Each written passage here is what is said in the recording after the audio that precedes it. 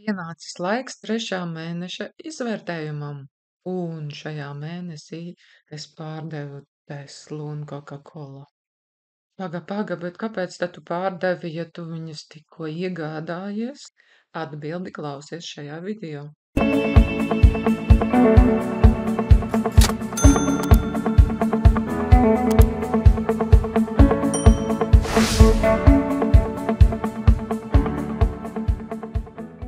Trešā mēneša pārskats manā statistikas aplikācijā Portfolio Performance. 3. mēneša kapitāla pieaugums 3,1%, kopējais portfolio pa 3 mēnešiem 7,4%, ikmēneša ienākumi, treidošanas aktivitātes, tas nozīmē, ka oranžais nozīmē, ka es kaut ko pārdevu, un zilais nozīmē, ka es kaut ko iegādājos, un šeit dividendes un procentu maksājumi šajos 3 mēnešos, bet šeit nav parādīti mani treidi. Kopējais pārskats. Šobrīd nerealizētā peļņa, ja peļņa no kuras svārstībām ir 17,28, realizētā peļņa no kursa svārstībām ir 6,45, dividendes 11,01 €, transakcijas maksas 4 €, jā, un kopējā portfolio vērtība šobrīd ir 435,47, un reāli ieguldītā nauda ir 405. Tu teiksi mazi skaitļi, jā, bet es saku pagaidi, mazs cinītis gāž lielu vezumu. Kas tad šobrīd ir manā portfolio? Šeit ir redzami līdzekļi no 2 pārdotajām akcijām. Tā bija Tesla un Coca-Cola. Lielāko daļu šobrīd aizņem Vanguard, Allworld, pēc tam seko Realty, kurus nopirku pašā sākumā, un šobrīd tur vēl nav izveidots krājplāns. Tad nāk Vanguarda, Emerging Market fonds, un tad Bank of America un Evergy. Es pievēršu tavu uzmanību, ka šeit ieguldījums ir pavisam maziņš - 28 € un 29 €. Evergy, Bank of America, Vanguarda abi fondi ir man krājplāni, kuras katru mēnesi iemaksāju mazas summas ar ilglaicīgu mērķi palielināt dividendžu izmaksas, un, protams, kā es esmu iepazinusies ar šo akciju sabiedrību fundamentālajiem datiem, izpētījusi līknes, un mans pieņēmums ir, ka šie kursi varētu nākotnē arī kāpt, bet, ja viņi tomēr kritīsies, tad man ir mana stratēģija, kā es to izlīdzināšu. Kopējā līkne pelēkais ir ieguldītais, un tumši zilā līnija ir kopējā vērtība. Un tas, ko es esmu sasniegusi jau pirmajos 3 mēnešos, ir, ka kopējā vērtība ir saaugusi lielāka nekā ieguldītais. Interesants fakts ir, ka 3. mēnesī es jaunus līdzekļus neieguldīju, bet reinvestēju līdzekļus no Teslas un Coca-Colas pārdošanas. Šeit tu redzi statistisko attēlojumu par to, kā veicās maniem ieguldījumiem. Šeit ir nulles līnija. Mēs redzam, ka abi fondi ir augšā. Realty income šobrīd ir visaugstāk, un uz leju ir pakrities Evergy. Šajā sadaļā es redzu kopējo stāvokli, un mani ļoti iepriecina tas, ka es ar savu lēmumu pārdot Teslu un Coca-Colu esmu novērtējusi pareizi, jo gan Tesla, gan Coca-Cola šobrīd ir nokritušies, bet es paņēmu labāko, ko es tajā brīdī varēju izdarīt. Tesla man tika uzdāvināta pievienojoties, Tesla nemaksā dividendes, kāpēc man turēt kaut ko, kas vienkārši ir ļoti svārstīgs cenas ziņā, nemaksā dividendes un ir augsta cena. Pie Coca-Colas es visdrīzāk vēl atgriezīšos, bet izvērtējot čārtu, man radās priekšstats, ka Coca-Cola varētu griezties riņķī un pakrist pa kādiem 15–20%, un tā kā Trade Republic krājplāni ir iespējami bez maksas, kāpēc gan neizmantot iespēju un iekāpt Coca-Colā zemākā punktā?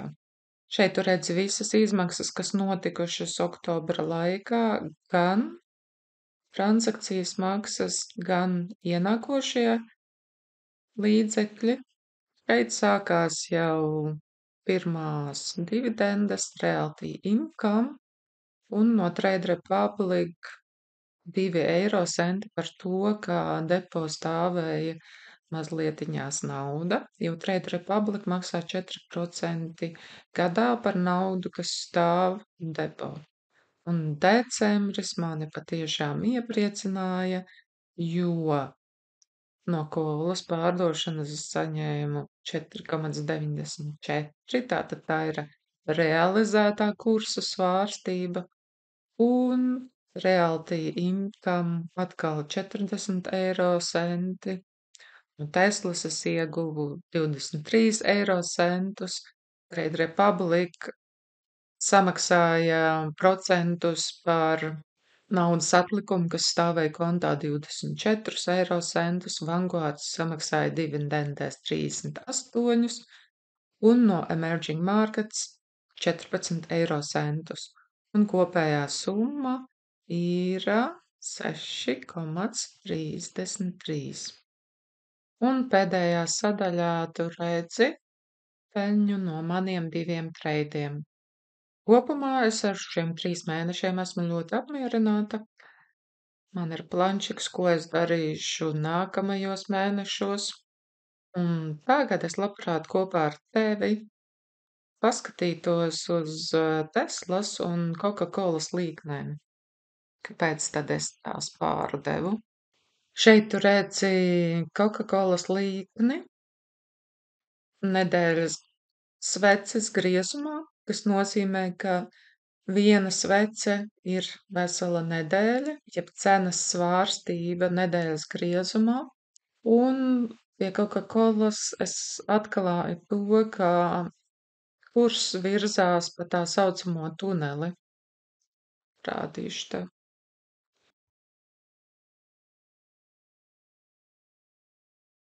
Un šajā brīdī, kad parādījās sarkanā svece, es pieņēmu lēmumu Coca-Colu pārdot. Pirmām kārtām, jā, lai parādītu tev, ka akcijas var nopirkt un pārdot, un otrām kārtām es šajā brīdī pēc vairākiem signāliem pieņēmu, ka tirgus griezīsies riņķī un ka Coca-Cola augstākais atsitīsies pret šī tuneļa augšējo pretestības līniju. Patiesībā tie būtu tad vēl kaut kādi 2%. Es pieņēmu lēmumu paņemt peļņu, kas radās no brīža, kad es iekāpu, līdz brīdim, kamēr nedēļas griezumā parādījās sarkanā svece.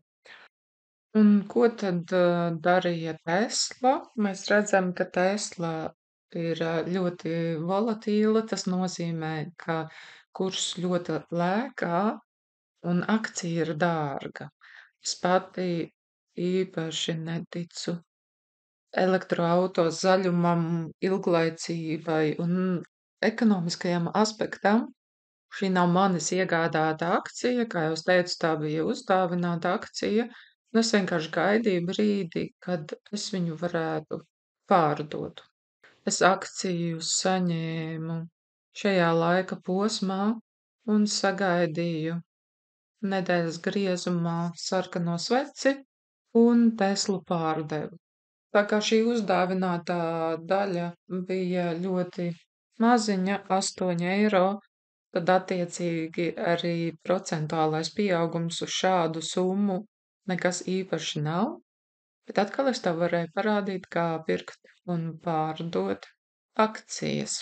Gan par Teslu, gan par Coca-Colu es samaksāju transakcijas maksas.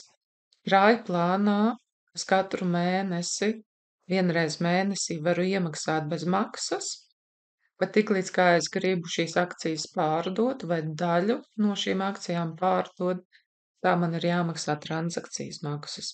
Transakcija 1 eiro ir jāmaksā arī tad, ja es neveidoju krājplānu, bet pērku akcijas tiešo.